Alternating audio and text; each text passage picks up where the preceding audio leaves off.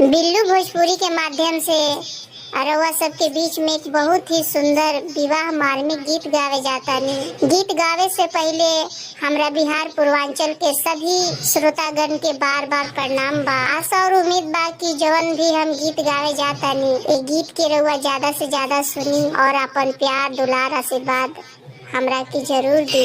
काचे काचे अमवा के तोड़नी जी बाबा कईनी बगिया उजारे। काचे काचे अमवा के तोड़नी जी पापा कईनी बगिया उजारे। बेटी के बिया हिरौरा दिहानी हो बाबा भेजता ने दूसरा दुआरे।